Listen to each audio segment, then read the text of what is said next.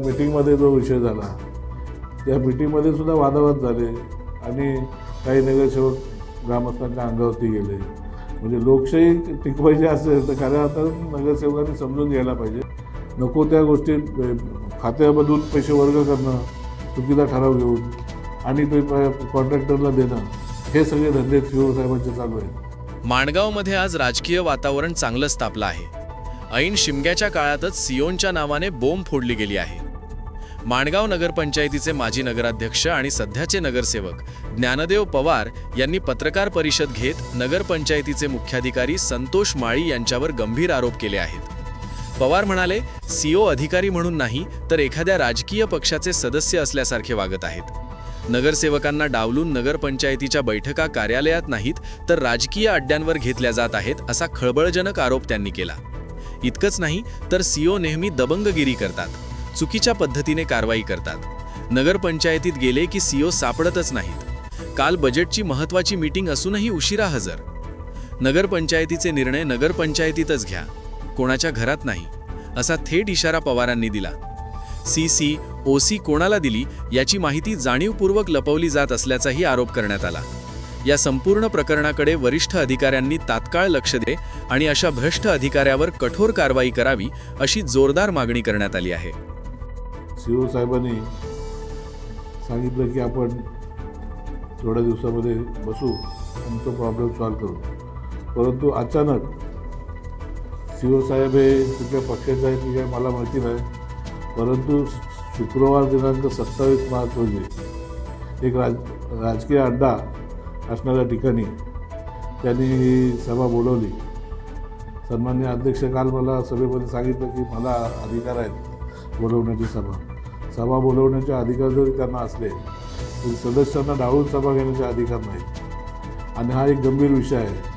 या विषयावरती सर्व सन्माननीय सदस्यांना विश्वासात घेऊन कारवाई करणं इष्ट होतं, परंतु सीओ नेहमीच दबंगगिरी करण्याचा प्रयत्न करतात.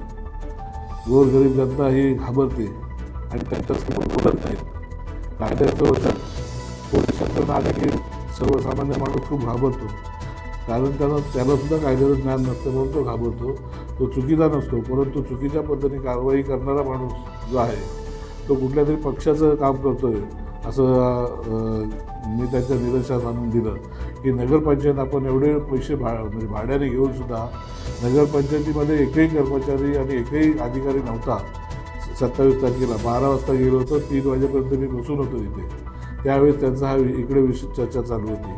तर नगरपंचायतीमध्ये जर सीओला जर का शासकीय काम करायचं नसेल, सीओ कुठेही गेले कुठल्या पक्षात, तर आमचं काय म्हणणं नाही, त्याला तिथे जाऊन त्यांची भांडी घासावी. परंतु लोकशाहीमध्ये जिवंत राहिली पाहिजे. आम्ही माझं पद गेल्यानंतर मी सतत जाण्याचा प्रयत्न करतो, पण कधी सीओ आम्हाला वेळेवरती भेटत नाही. काल बजेटची मीटिंग असून सुद्धा सीओ 15 मिनटं उशीर आले. हे जर अधिकाऱ्यांवरती जर वचक नसेल तर म्हणजे लोकशाही जिवंत नाही असं त्याचा अर्थ होईल.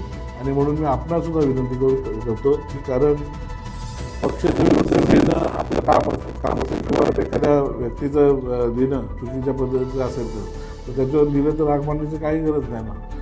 आणि म्हणून माझी तुम्हाला सुद्धा विनंती आहे, आपल्या लेखणीला किंमत आहे. जेव्हा विरोधी पक्ष सक्षम असेल तरच या गोष्टी निदर्शनास येतील, अन्यथा त्यांना गुंडाळून ठेवण्याचा प्रयत्न करतात.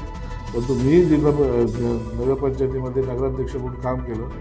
प्रत्येक डे टू डेला परिस्थिती बाहेर जे काय केलं, कुठले टेंडर काढलं, कुठले कामाचं बिलं काढली, तर ते आम्ही वेबसाईट चालू केली होती आणि त्याच्यावरती सर्व नागरिकांना हे दिसावं, स्वच्छ कारभार हा दिसावा म्हणून ते केलं होतं. परंतु यांनी कधीही ते पुन्हा ती साईट चालू ठेवली नाही.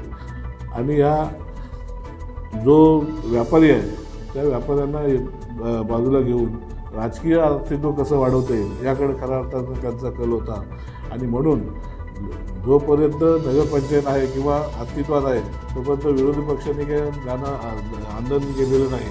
आणि म्हणून सीओनी एक अधिकारी म्हणून, दक्ष अधिकारी म्हणून त्यांनी योग्य पद्धतीने वापर करावा. नगरपंचायतीचे जे निर्णय असतील ते नगरपंचायतीमध्येच घेतले गेले पाहिजेत. कुठेतरी कोणाच्या घरी जाऊन घेतले जाऊ शकत नाहीत आणि त्याला काही लोकशाही म्हणता येणार नाही. आणि म्हणून मी त्यांना जाब विचारला की तुम्ही कुठे होतात हे एखादा अर्ज असेल तरी सही घ्यायला नगरसेवकांच्या घरी जात आहेत. मध्ये सभापती पदाची निवडणूक झाली त्यावेळेस सुद्धा फक्त 70 जणांना कळवण्याचं काम करणं, 70 काम करणं. आम्ही 10 वेळा विचारून आम्ही कुठलेही प्रश्न विचारले तर उत्तर मिळत नाही. तुम्हाला लेखी देतो सांगतात ते वेळ मारून देतात. उदाहरणार्थ सांगायचं झालं तर CO आल्यापासून कोणाकोणाला OC दिली आणि CC दिली याचं एक मी लेखी पत्र त्यांच्याकडे केलं आहे. परंतु त्या पत्राचं काही उत्तर आम्हाला अजूनपर्यंत मिळत नाही. ज्या वेळेस सभा होते त्या सभेमध्ये सांगतो आम्ही मिनिट्स घ्या आणि मिनिट्सची कॉपी आम्हाला द्या, प्रोसिडिंग तुम्ही नंतर घ्या. प्रोसिडिंगमध्ये सुद्धा केलेली चर्चा ही त्याचं म्हणजे ज्या सदस्यांनी चर्चा केली त्याचं नामोल्लेख नसतो, कोणाचं काही नाही, डायरेक्टली प्रोसिडिंग शॉर्टमध्ये लिहिली जाते. आणि मताच्या बळावरती प्रत्येक वेळेस मी काढली मतावरती आणि मताच्या बळावरती ते खोटे काम करत आहेत. आणि म्हणून अशा मी तर भ्रष्ट अधिकारी म्हणेन की अशा भ्रष्ट अधिकाऱ्यावरती वरिष्ठांनी लक्ष देऊन त्यांच्यावरती तात्काळ कारवाई करावी आणि लोकशाहीचा सुस्कारा सोडण्याची संधी आम्हाला द्यावी ही मी वरिष्ठांना सुद्धा विनंती करेन. आपण जो उल्लेख केला प्लास्टिकच्या बंदीचा, प्लास्टिक बंदी असताना जवळपास 4,000 टन ते 4,500 टन प्लास्टिकचे इथे पकडलेले आहे. डम्पिंग ग्राउंडचा विषय जो आहे माणगावचा तो खूप मोठ्या प्रमाणावरती त्याची चर्चा झाली. आपण अजूनही जर पाहिलं तर तिथून प्लास्टिक पूर्णतः निघालेलं नाही. 25,000 टन ते 30,000 टन तिथे प्लास्टिक अजून देखील आहे असं बोलत असेल. मग 4,500 टन जर प्लास्टिक असं पकडलं असेल तर कारवाई चुकीची कशी? मुळात जी कंपनी आहे ती राज्य शासनाने बंद करावी. गोरगरीबचा तर शेवटी असा आहे की पोटासाठी लोक धंदा करत असतात, परंतु जर ती कंपनीच बंद झाली तर हा प्रश्नच येणार नाही. आणि म्हणून तुम्ही केला डम्पिंग ग्राउंडचा बजेटमध्ये जवळजवळ 45 लाख रुपये खर्च दाखवला आहे आणि 45 माणसंसुद्धा काम करताना कधी दिसली नाहीत आम्हाला एवढ्या दिवसामध्ये. अनेक वेळा आपण सोबत होतो, आपण पाहणी केली तिथे जाऊन, परंतु त्याच्यामध्ये प्रगती कुठल्याही प्रकारची झाली नाही. जे अवजारं जी खरेदी केली आहे ते अवजार आजही सुद्धा ती मशीनसुद्धा पडून आहे, बंद आहे. म्हणजे ह्या सगळ्या गोष्टीला CO जबाबदार आहे. नको त्या गोष्टी खात्यामधून पैसे वर्ग करणं, चुकीचा ठराव घेऊन आणि ते कॉन्ट्रॅक्टरला देणं, हे सगळे धंदे CO साहेबांचे चालू आहेत. आणि म्हणून माझी सगळ्यांना विनंती आहे की मी देखील सुद्धा कलेक्टर साहेबांना त्यांची तक्रार करणार आहे की त्यांनी या व्यक्तीच्या संदर्भात म्हणजे शिवनच्या संदर्भात खात्याने चौकशी करावी अशी माझी मागणी असेल.